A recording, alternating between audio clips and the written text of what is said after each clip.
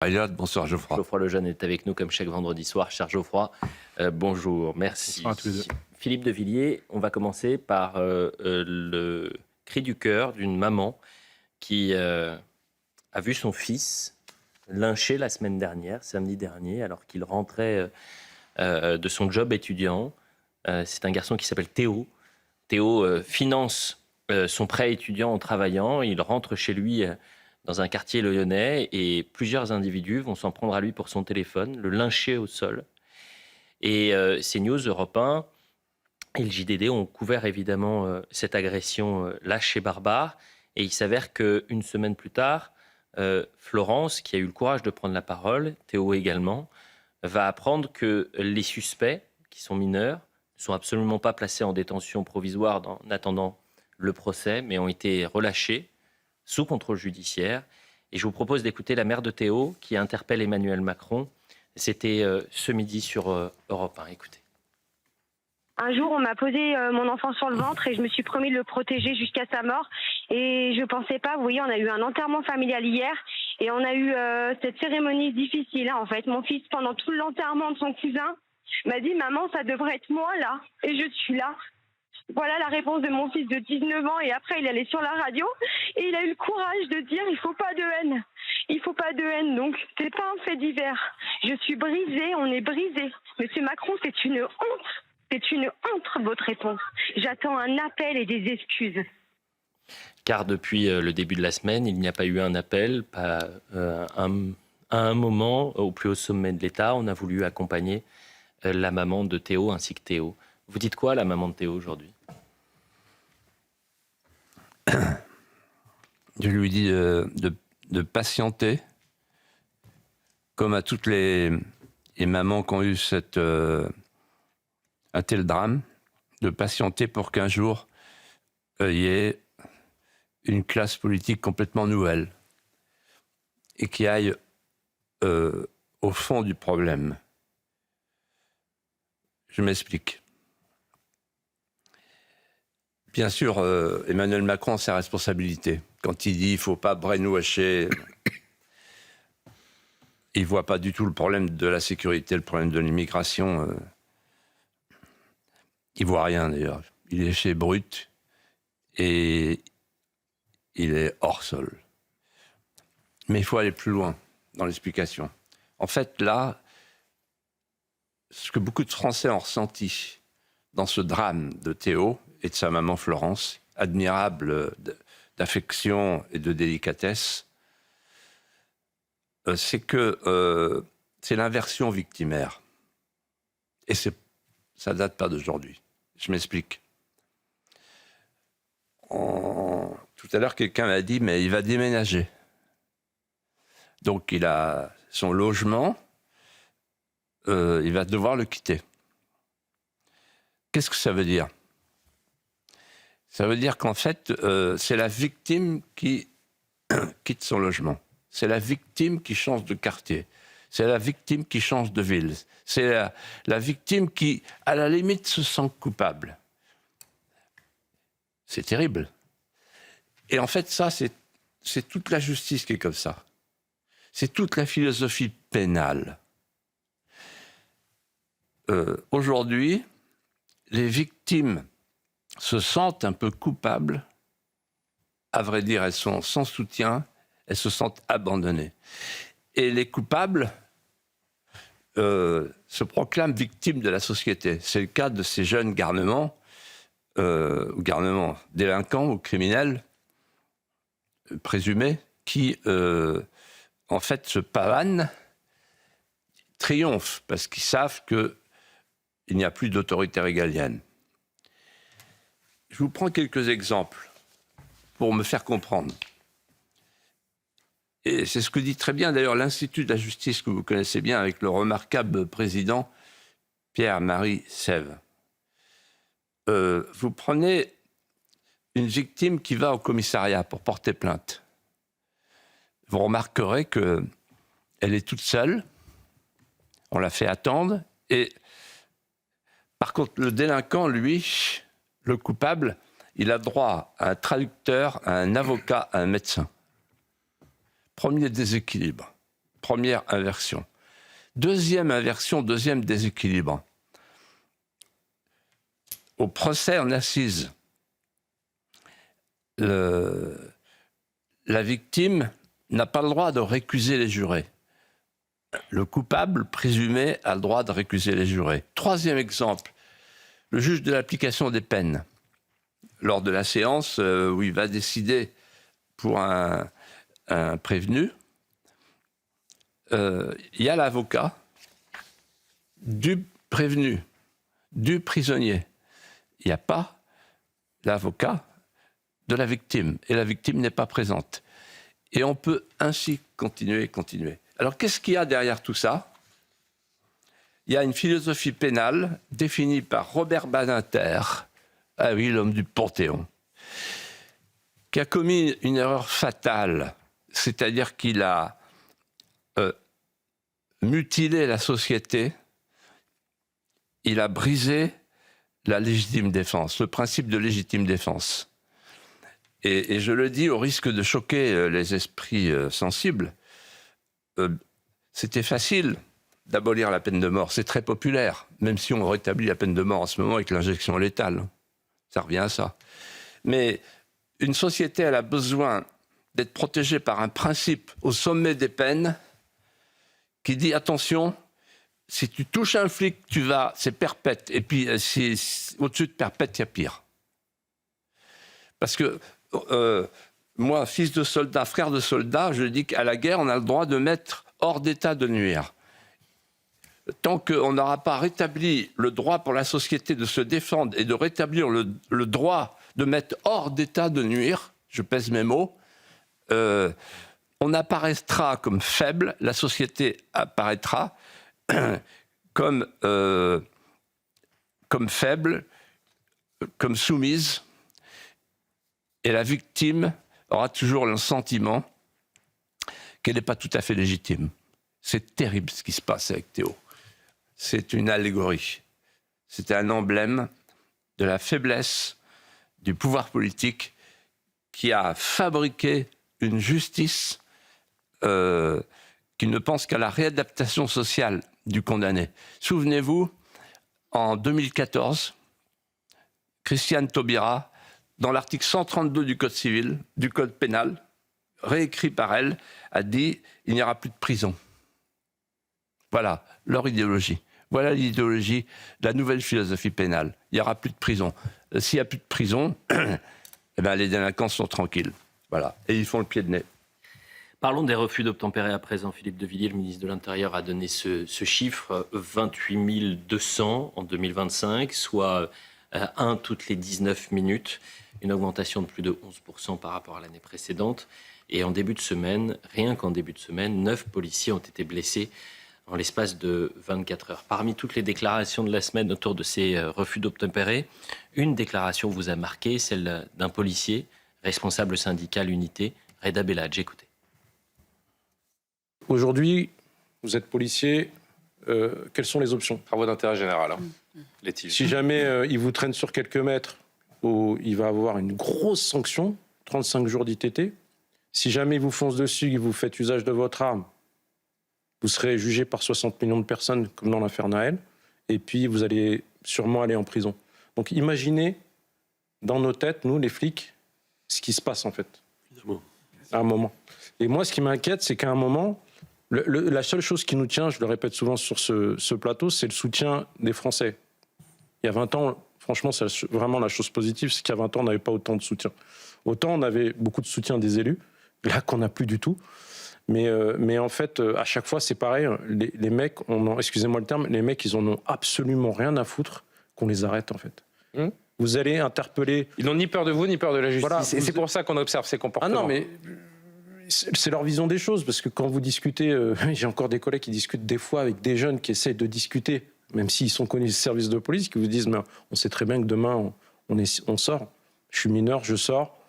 Je suis pas en récidive, je sors. Voilà, c'est puni de 2 ans. Jamais dans ma carrière, j'ai vu un gars prendre 2 ans de prison pour refus d'obtempérer. Geoffroy Lejeune. Philippe, doit-on parler de faillite sécuritaire ? Et si oui, que faut-il faire ? Alors, d'abord, je trouve ce policier est admirable. et ce qu'il dit est poignant. Et ça me rappelle l'affaire Naël, le petit ange de Mbappé, là. Avec le policier qui va passer aux assises, parce qu'il a utilisé son arme, non seulement pour se défendre, mais surtout pour empêcher le carnage qui se préparait avec le petit ange. Alors je réponds à votre question très brièvement, très simplement. La première chose à faire, qu'on aurait dû faire depuis longtemps, c'est une loi qui autorise l'arme du policier comme dans un usage légitime de sa défense. C'est-à-dire une présomption. La présomption de l'arme légitime de défense. Ça change tout. Parce que là, le policier, s'il tire, il a l'IGPN et il va aller en tôle. Et les malfrats le savent, eux. Donc ils sont tranquilles. La deuxième chose à faire, c'est évidemment rétablir les frontières. Parce que il y a aujourd'hui 15% des refus d'obtempérer, ce sont des étrangers qui n'ont rien à faire chez nous. Si on avait rétabli les frontières, si on rétablissait les frontières, ils ne seraient pas là. Ensuite, il y a la fameuse excuse de minorité. Souvent, le plus souvent, enfin très souvent, ce sont des jeunes qui n'ont pas la majorité. Alors l'excuse de minorité, il faut bien voir ce qui se passe aujourd'hui. Depuis 2017, il y a une nouvelle loi. Alors tout le monde a dit extraordinaire, cette loi, on va de 0 à 2 ans de prison. Ah là là, c'est beaucoup plus qu'avant.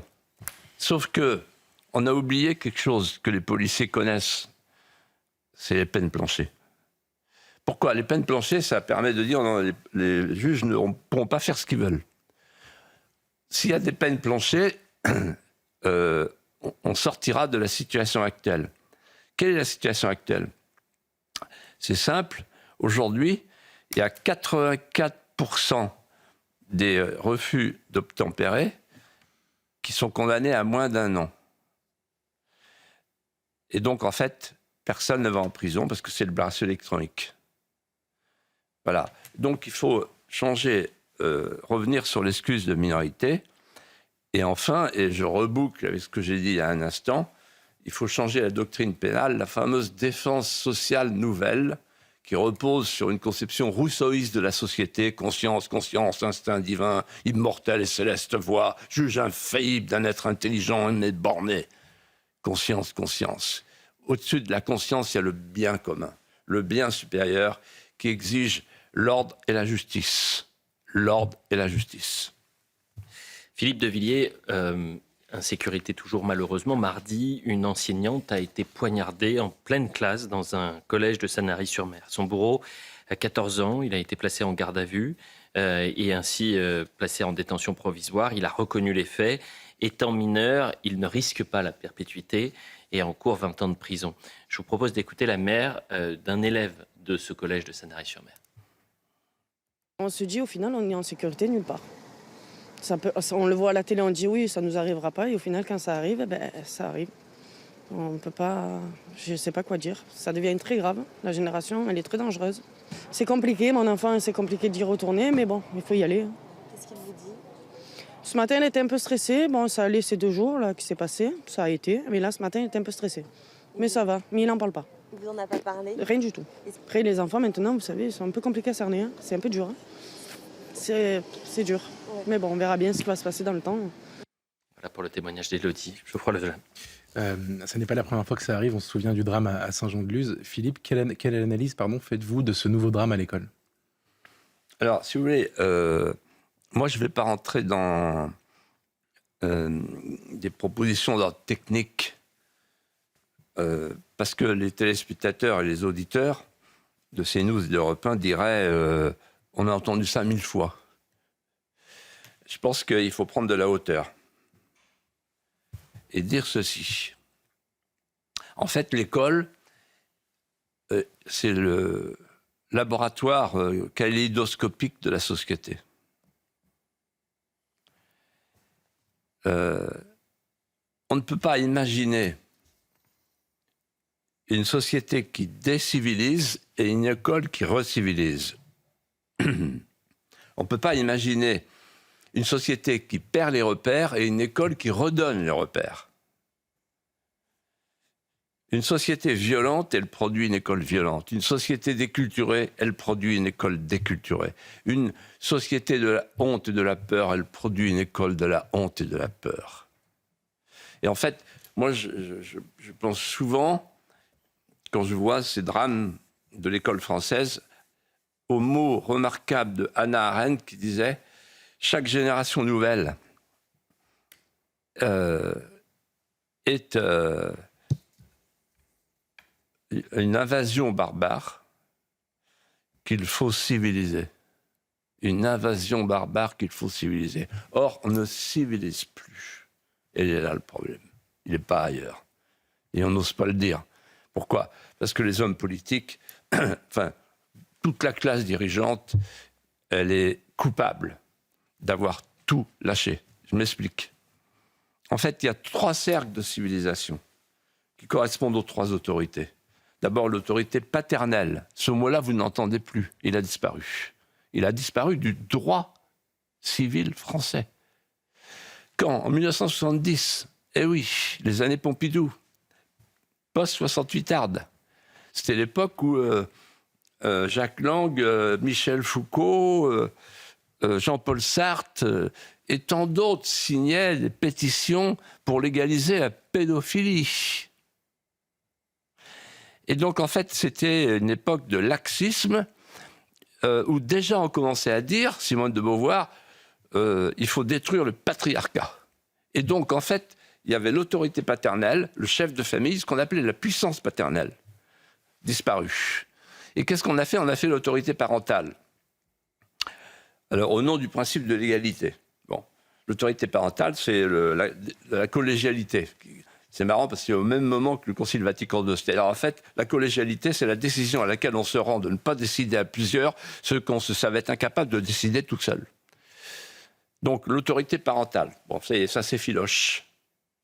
Et maintenant, c'est pire. On a la société sans père, on a la société sans mère, et avec la proposition de Attal sur la GPA, pour légaliser la GPA, on aura la société sans filiation. Parent 1, parent 2. Voilà. Donc la première chose à faire, si on veut arrêter tout ça, si on veut rétablir l'école, il faut rétablir l'autorité paternelle, le chef de famille. Voilà. Ce que je dis évidemment à contre-courant, ça doit faire hurler dans certaines chaumières. C'est fait pour ça d'ailleurs. Je ne suis pas là pour distribuer les biscottes ou les langues de chat dans les tasses de thé. Je suis là pour dire la vérité. La deuxième autorité, c'est l'autorité magistrale. Vous savez, il y a un homme politique qui s'appelait Georges Bidault. Un jour, je parlais avec lui. Il était très cultivé, il était un normalien, etc. Agrégé de lettres. Il me dit, le cours magistral ne se justifie que s'il est magistral. Ben, il n'y a plus de cours magistral et il n'y a plus de magistère. Et vous savez, moi j'ai eu un instituteur qui s'appelait Alphonse Thibault, extraordinaire, je lui dois tout. Et un jour, il m'a dit, il était succulent, il était cultivé, et un jour, il m'a dit, en fait, c'était un instituteur qui appartenait à la race de ces instituteurs qui tentaient d'instituer dans une société déjà gagnée par l'esprit des institutions. Et un jour, il m'a dit, tu sais ce que c'est l'éducation ? C'est l'imitation. Bon, qu'est-ce que c'est ?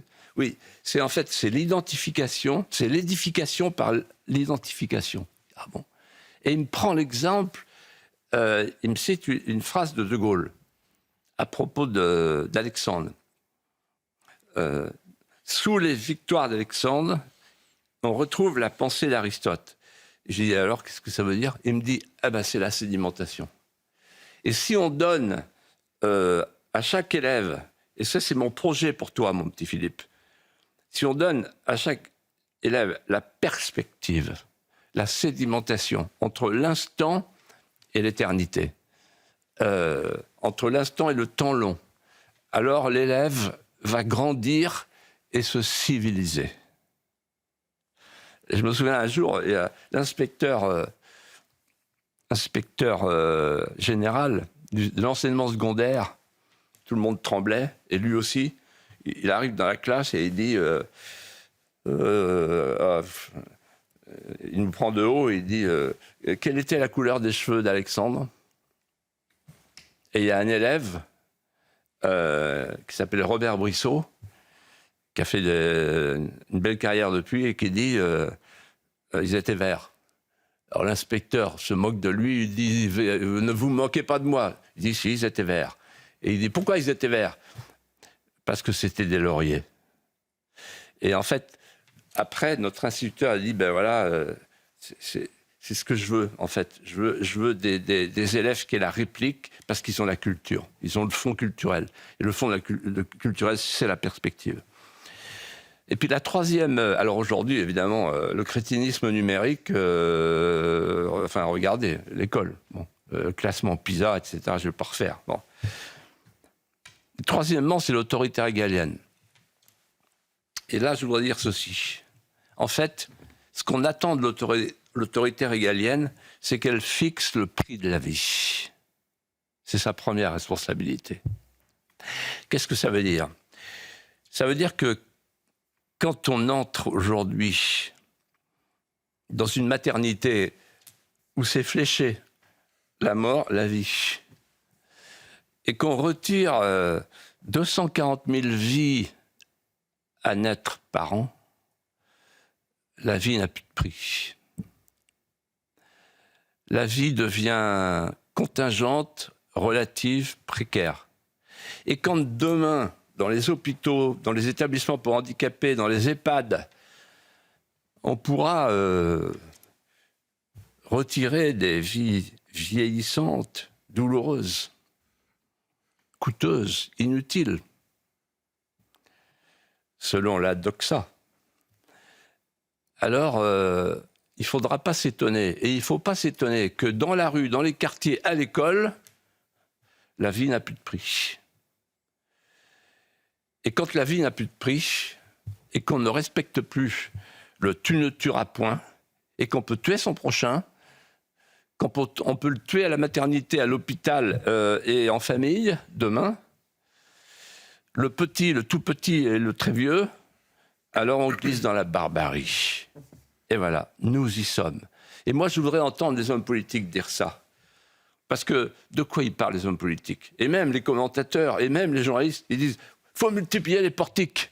Alors à ce moment-là, il y a un mec qui dit « ah ouais, mais alors les couteaux en céramique, ah ouais, ça c'est vrai ». Et il faut multiplier. Et aujourd'hui, qu'est-ce qu'un bon maire au regard de la doxa, de la société de connivence, comme je l'appelle, d'ailleurs, le mot, on y reviendra, la société de connivence, parce que c'est un mot qui devrait connaître une grande fortune. Quand j'ai dit la société de connivence, on m'a dit complotiste.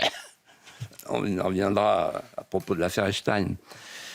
Mais là, un bon maire, c'est un maire qui met des caméras. Formidable. Alors lui, il n'est pas bon parce qu'il n'a pas mis assez de caméras. Maire de Lyon, il va enfin mettre des caméras, il a compris, etc. Donc en fait, on soigne les effets, dont on chérit les causes. Voilà. Donc il faut aller au fond des choses. La recivilisation française, qui passera par la refrancisation française, quand on aura redonné à tous les petits Français un imaginaire qui est le nôtre.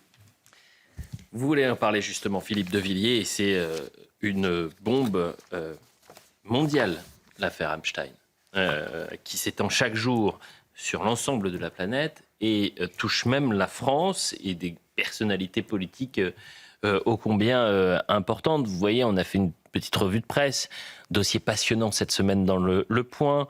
L'Independent revient aussi sur cette affaire aujourd'hui, Der Spiegel en Allemagne également.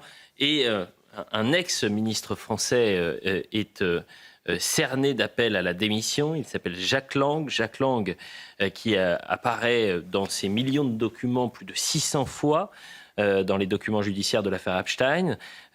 Aucune charge pour l'instant ne pèse contre lui. Il sera convoqué dimanche par le ministre des Affaires étrangères. Et je me permets de vous donner la toute dernière information, si je l'ai encore. Son avocat dénonce sur RTL un colportage de bouts de ficelle. Que pensez-vous de ce méga scandale ? Alors, Jeffrey Epstein était un golden boy de la finance mondialisée. C'est ainsi que l'a qualifié Mathieu Bocoté. Toujours aussi vigilant dans la sémantique, et précis et talentueux.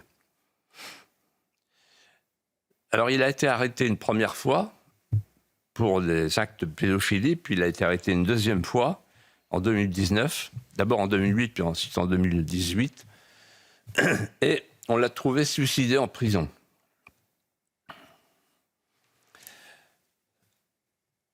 Alors, en fait, tout le monde tremble. J'en connais des gens qui tremblent, mais bon, je ne citais pas de nom, mais simplement, je voudrais dire que ça tremble partout. Pourquoi ? Parce que ce qui est à venir, c'est du lourd. Là, il n'y a que 10% de documents qui ont été défrichés, qui ont été expertisés. Ce qui est à venir est beaucoup plus important. Je voudrais simplement dire ceci. Qu'est-ce que l'affaire Epstein ? Comment la définir ? C'est une affaire énorme, gigantesque, d'un trafic sexuel pédocriminel mené par un homme d'affaires américain impliquant des milliers et des milliers de mineurs et de jeunes adultes.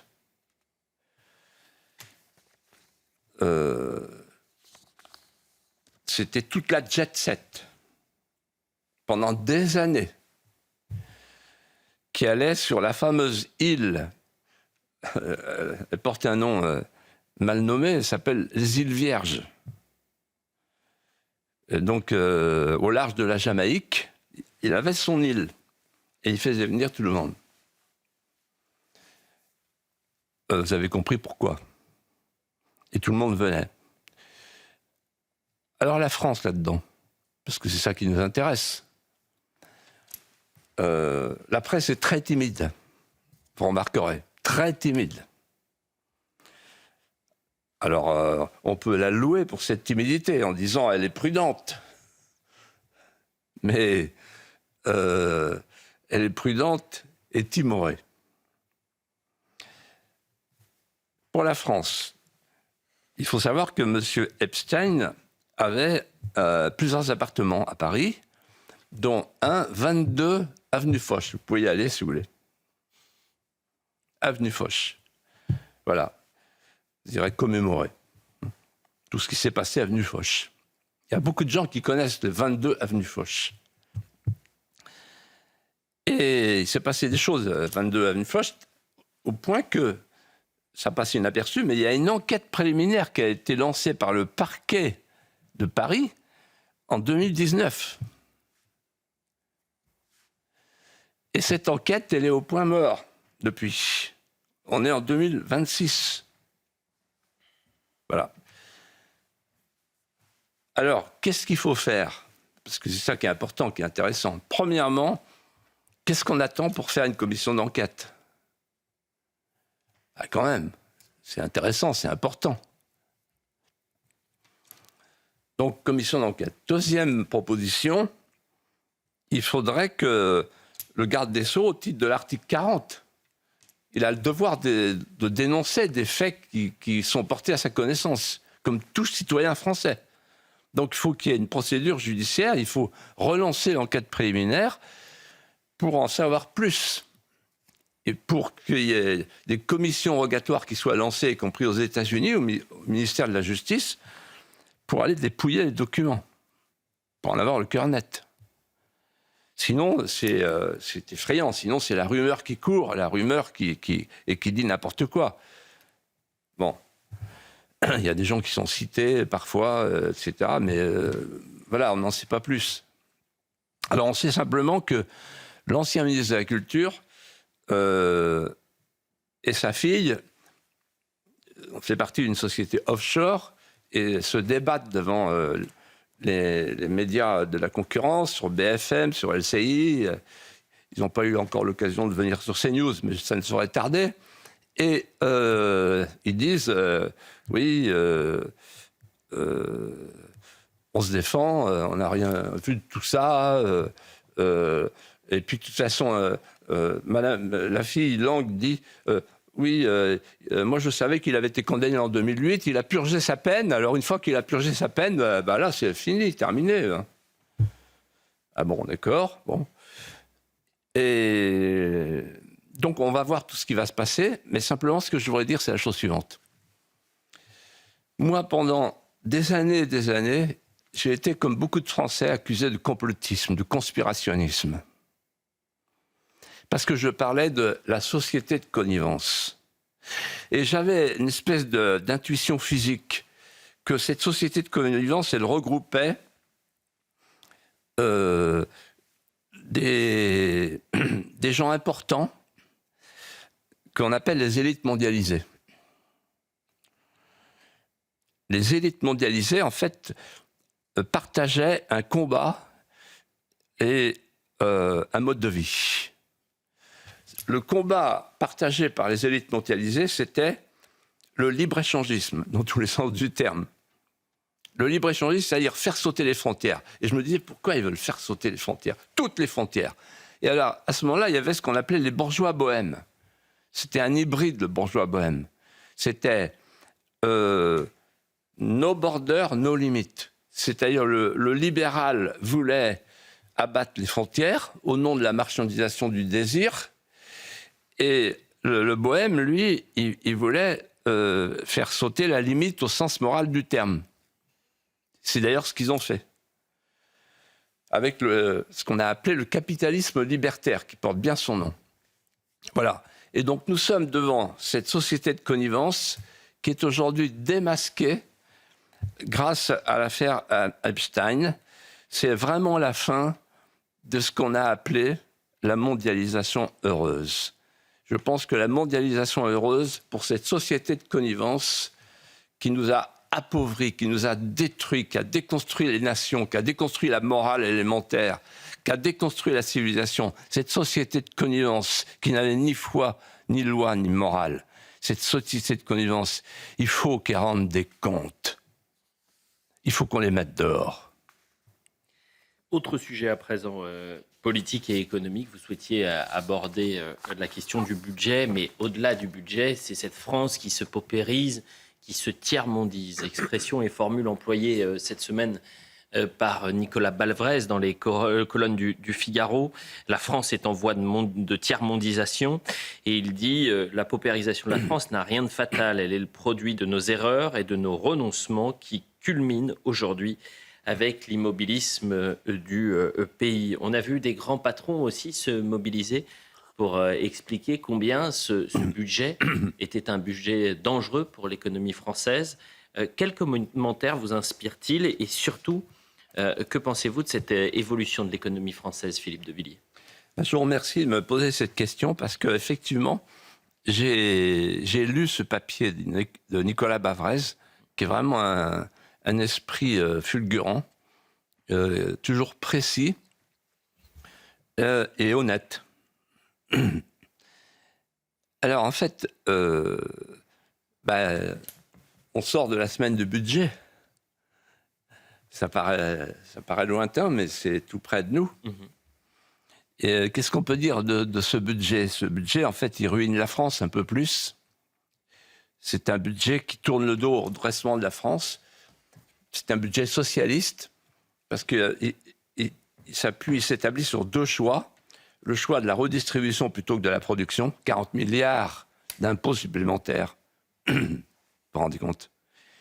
Et il s'appuie sur un deuxième choix absurde, c'est les retraités plutôt que les actifs, c'est-à-dire en fait l'instant plutôt que le futur. L'instant qui nous appauvrit plutôt que le futur qui permet la création de richesses.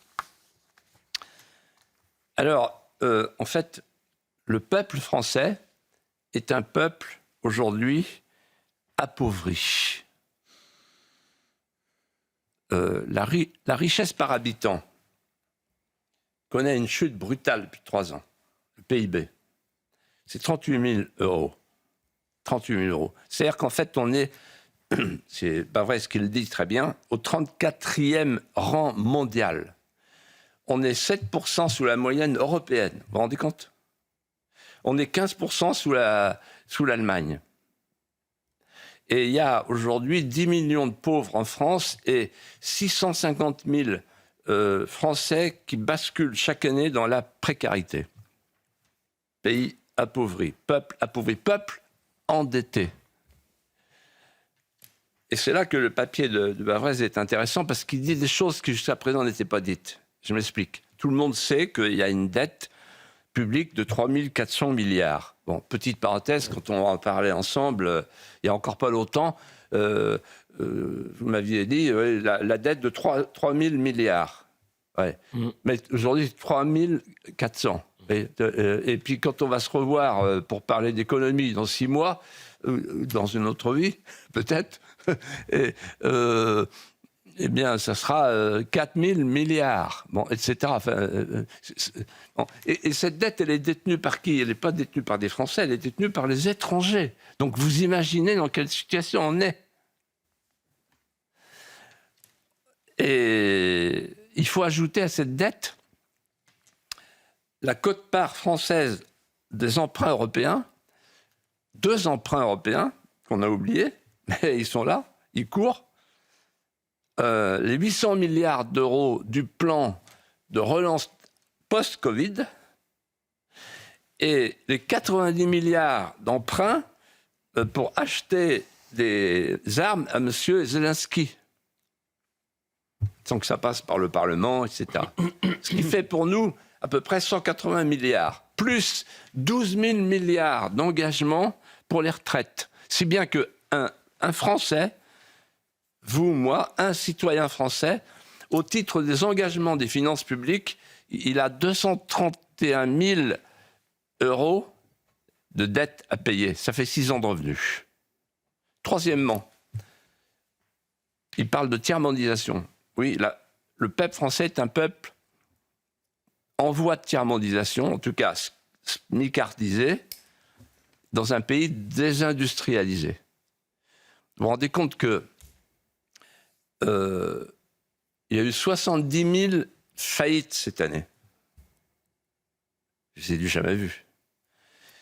Et il y a un cadre de Brandt qui a dit l'autre jour une chose très juste. Les liquidateurs de Brandt, ils sont à l'Assemblée nationale, ce sont eux qui ont fait le manque de compétitivité énergétique, ce sont eux qui ont largué la souveraineté industrielle, ce sont eux qui ont mis des impôts de production. On est pris à la gorge. Mais ce qui est intéressant dans tout ça, c'est que les européistes vous expliquent « Oui, mais attendez, avec l'Europe, on va s'en tirer. » Pourquoi ? Parce que maintenant, il y a la souveraineté européenne. Ah oui, alors je suis allé voir de près. J'ai lu un papier dans les Échos la semaine dernière qui gratinait. Vous savez qu'en ce moment, à Bruxelles, il y a une bagarre sur la question de la préférence européenne. Concept du funambule de la sémantique, Emmanuel Macron.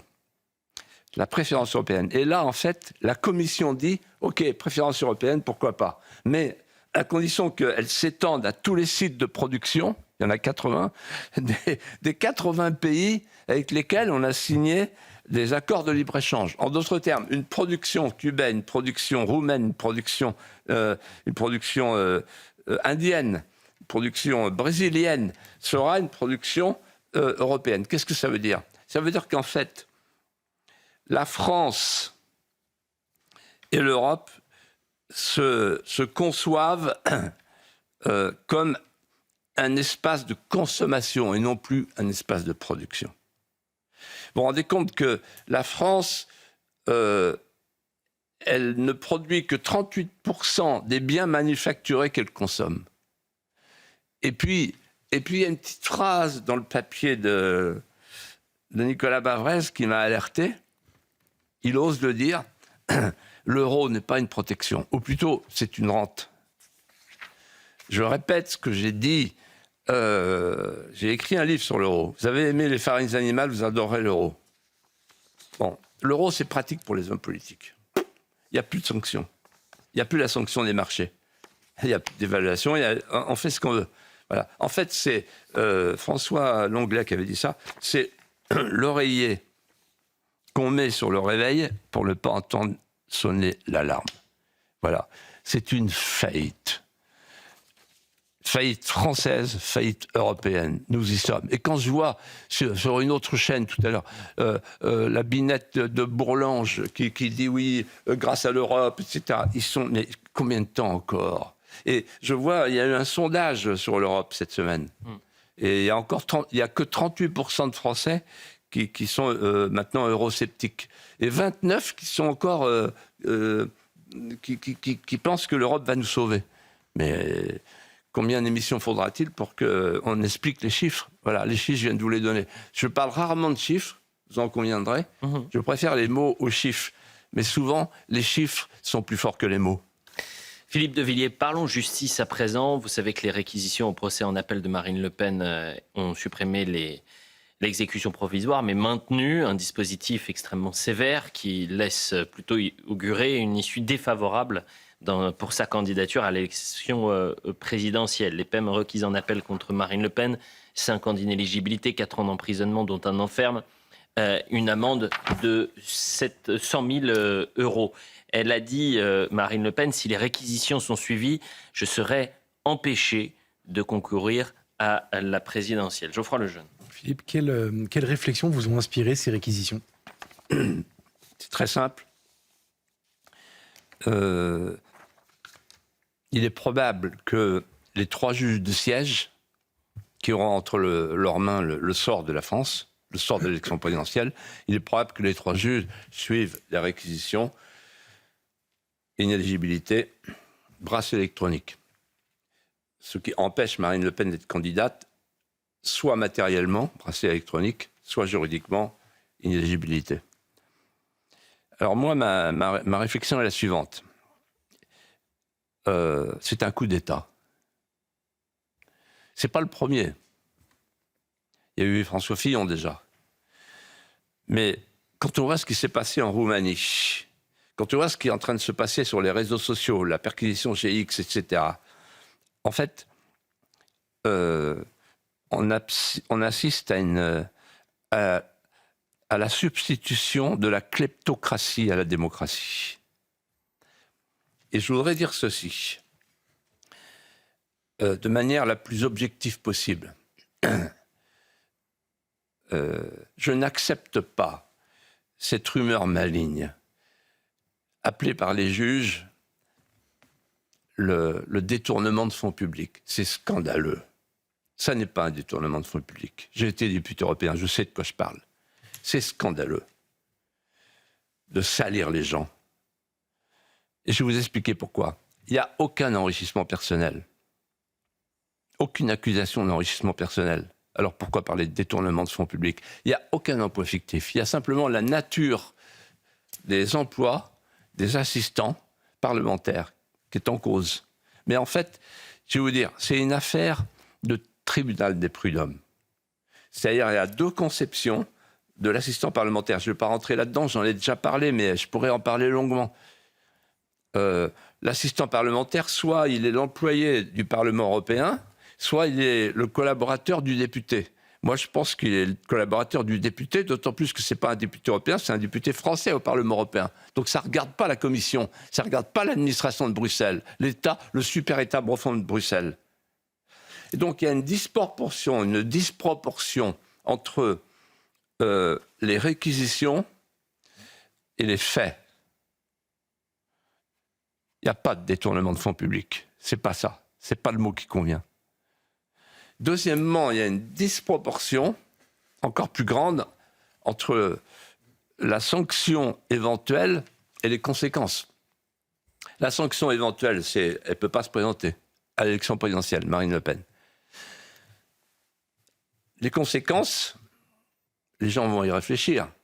Le peuple n'est plus maître de son sort, n'est plus maître de son destin. Le peuple n'est plus souverain, puisqu'il ne peut plus choisir son souverain.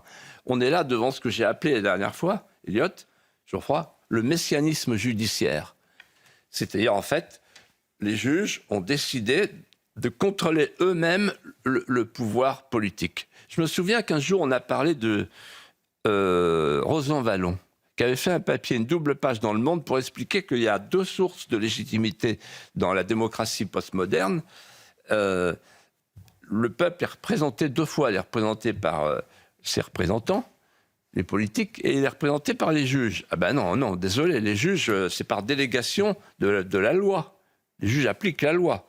Alors, que les parlementaires soient complètement stupides pour faire des lois qui font dont les conséquences ne sont pas calculées à l'avance, bon, ça, on ne contrôle pas le cerveau voilà, des députés. Mais en revanche, ce qui est clair, c'est que là s'installe la République des juges. C'est-à-dire que c'est la République des juges qui va décider du casting de la présidentielle. C'est un scandale d'État. Mais, vous l'avez rappelé, il s'appuie sur des textes qui ont été votés à l'Assemblée nationale. Oui, mais ce que je veux dire, Elliot... La loi Sapin, mais par vous exemple. Vous allez voir l'effet Beaumang. Ah, bien sûr. Vous allez voir. Mais je comprends ce que vous voulez dire. Et quand les juges ne veulent pas appliquer à la lettre certaines lois, je pense par exemple au peine penchée, ils peuvent le faire. Voilà.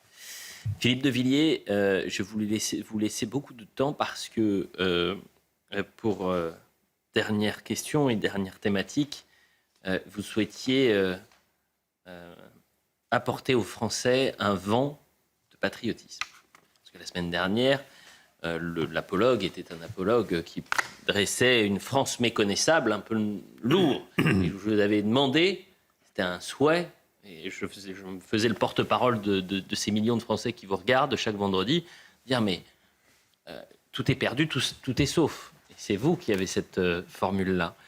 Et vous êtes allé puiser pour cet apologue dans les patries intimes de votre mémoire, de Philippe de Villiers. Quelles sont vos patries intimes? Qu'est-ce que ça veut dire? Ça, c'est un mot qui a dû traîner dans un livre que j'ai lu. J'aime bien ce mot, patries intimes. Je vais vous expliquer pourquoi. C'est qu'en fait, quand tout est perdu ou semble perdu, parce que en fait, je lisais un papier qu'on m'avait appelé dans le Figaro, une interview de Eugénie Bastier d'un monsieur Bogossian, un Américain.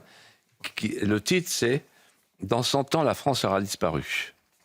Donc en fait, quand vous lisez ça, un papier comme ça, et que le raisonnement qui est développé et qui se déploie est assez convaincant, vous vous dites, où est-ce que je vais chercher l'espérance?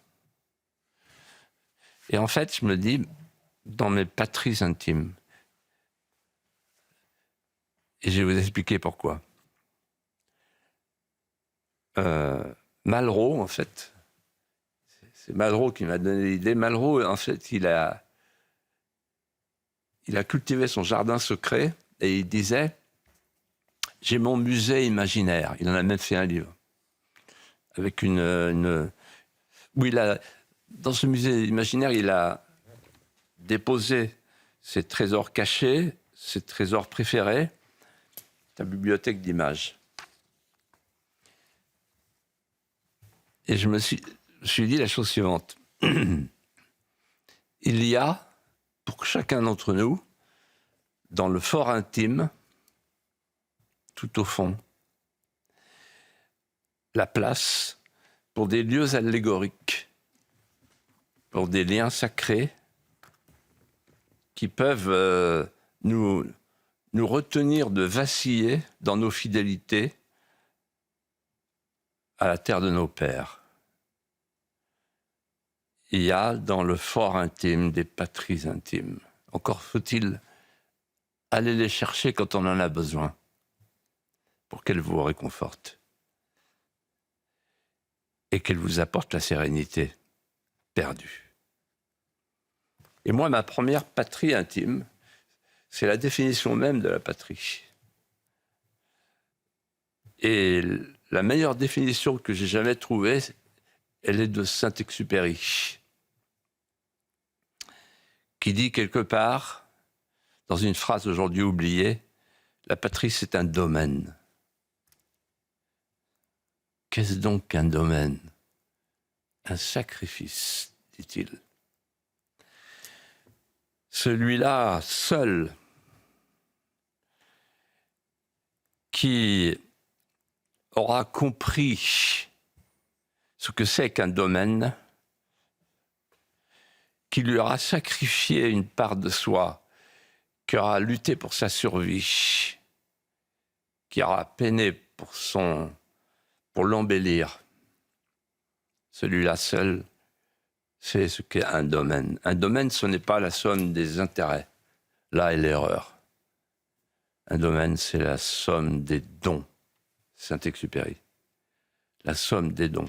Et j'ai lu cette phrase quand j'avais 12, 13 ans, et je ne la comprenais pas. Et je l'ai comprise, en fait, un peu plus tard, en allant vers une autre patrie intime. J'étais fasciné, comme tous les enfants, par les loups. Et un jour, je suis tombé sur un loup qui n'était pas ordinaire. Un loup qui n'était pas cruel. Un loup apprivoisé par Alfred de Vigny, le grand poète. La mort du loup. C'est-à-dire, en fait, Alfred de Vigny, il a transformé un loup prédateur en un loup donateur. Avoir ce que l'on perd quand on quitte la terre,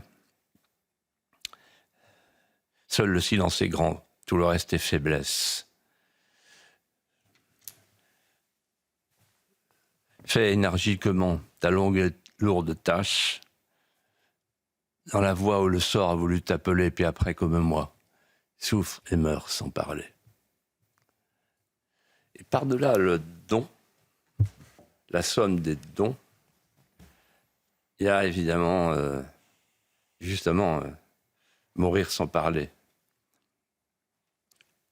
Dans les patries intimes, il y a les patries charnelles. Péguy.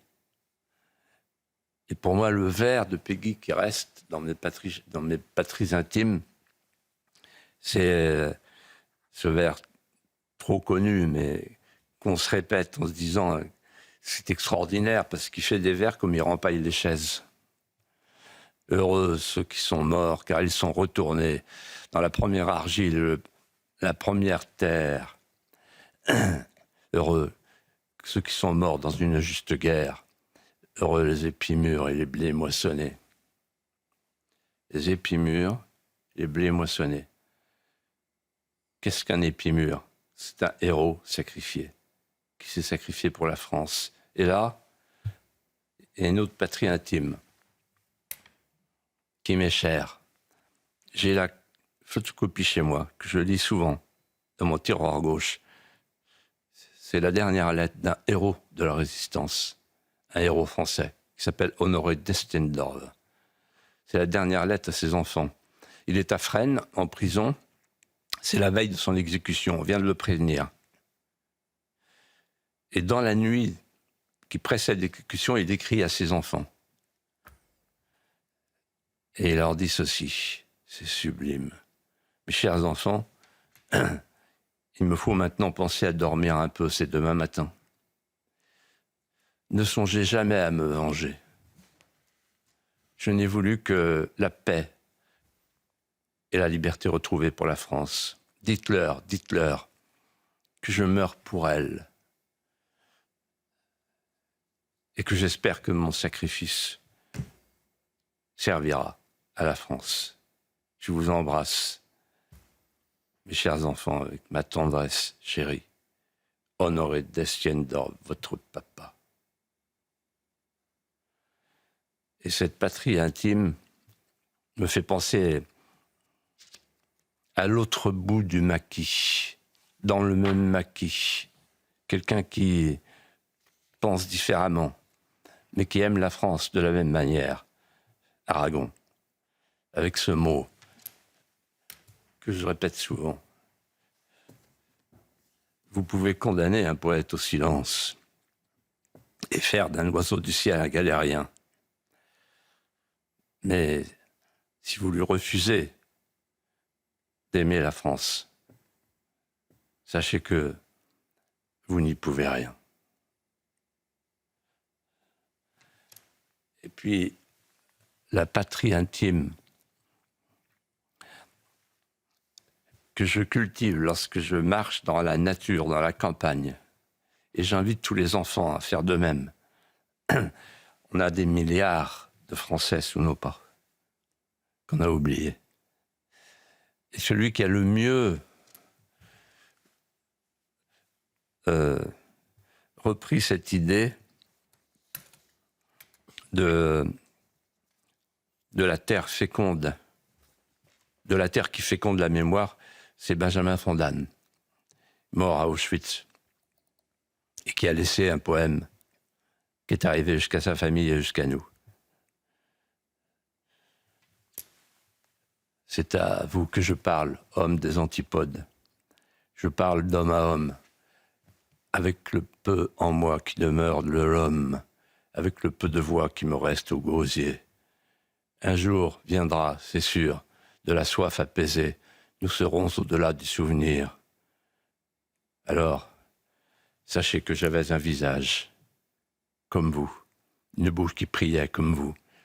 Quand une poussière ou bien un songe entrait dans l'œil, il y coulait un peu de sel, et quand une épine mauvaise égratignait ma peau, il y coulait un sang aussi rouge que le vôtre. Et quand je serai sous vos pieds un bouquet d'orties, souvenez-vous, mortel de ce jour-là, que j'étais innocent et que j'avais comme vous un visage marqué par la colère, par la pitié, par la joie, un visage d'homme, tout simplement. Eh bien, merci Philippe de Villiers pour cette nouvelle émission et pour cette hymne aux patriotes et ces patries intimes. Peut-être qu'un jour, dans les écoles, on demandera aux élèves quelles sont vos patries intimes. Nous, dans ma génération, on ne m'a pas demandé ça, malheureusement, dirais-je. Un grand merci Philippe de Villiers, un grand merci à vous également Geoffroy Lejeune. On se retrouve bien sûr dans un instant pour la suite de notre antenne sur CNews. Ce sera l'heure des pros. À tout de suite.